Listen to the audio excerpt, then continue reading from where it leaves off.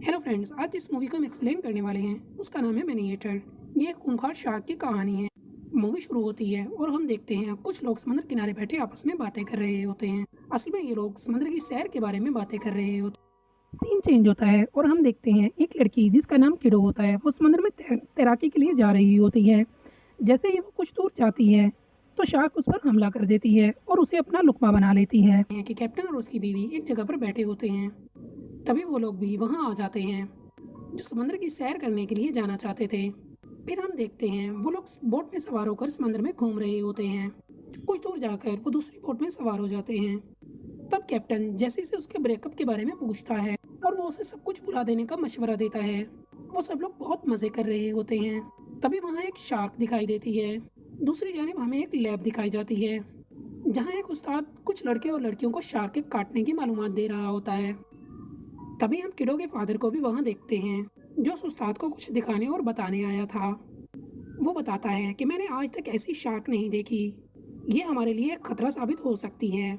Great white एक ऐसी shark थी जो बहुत ही खतरनाक थी जिसको हम नहीं जानते। सीन चेंज होता है और हम वापस बीच पर आ जाते हैं जहाँ कैप्टन और बाकी सभी लोग बातें कर रहे होते हैं। तभी हम देखते हैं कि हार्लेन अपनी बेटी का बदला लेने के लिए उस शार्क को खत्म करने के लिए समंदर में जा रहा होता है।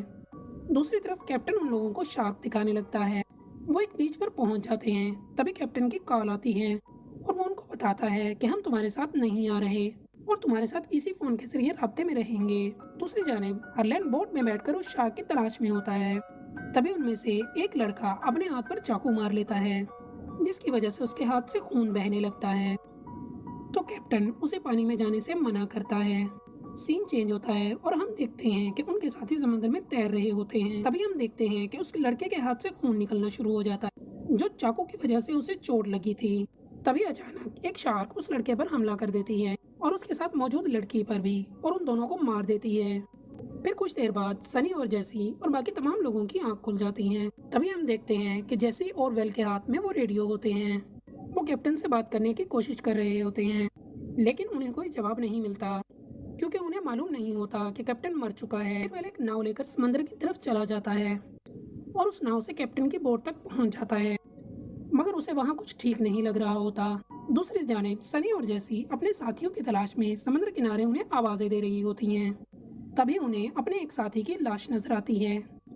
तभी जेसी सनी को कहती है इमरजेंसी मदद बुलाओ, लेकिन अगले ही लम्हे एक शार्क वेल की तरफ आती दिखाई देती है और उसकी कश्ती को उलटकर उसे भी खाने की कोशिश करती है, लेकिन वो बच जाता है। लेकिन सनी और उसके दोस्त मारे जाते हैं। तभी जेसी रेडियो फोन से कहती है कोई मुझे सुन सकता है। तभी जेसी हवा में एयर फ्लो करती है जिसको सुनकर हरलैन उसके पास आ जाता है, जिससे जेसी पूछती है सर आप यहाँ क्या कर रहे हैं। हरलैन उसे बताता है कि मैं उस शार्क को मारने आया हूँ। जेसी और हरलैन शार्क को बाहर निकालने का प्लान बनाते हैं जिससे वो उसे मार सकें। फिर हमें दिखाया जाता है जैसे एक जगह खड़ी होकर उस शार्क को बाहर निकालने का तरीका आजमाती है। दूसरी जानिब हरलैन उस पर गोलियां चलाना शुरू कर देता है और वो तब तक उसे गोलियां मारता रहता है जब तक शार्क खत्म नहीं हो जाती। और इस तरह हरलैन अपनी बेटी का बदला ले लेता है जिससे जेसी भी बहुत ज्यादा खुश होती है। और यहीं पर ये मूवी एंड हो जाती है। तो दोस्तों, अगर आपको हमारी एक्सप्लेनेशन अच्छी लगी हो तो हमारे चैनल को लाइक और सब्सक्राइब करना मत भूलें और अपने दोस्तों के साथ शेयर करें।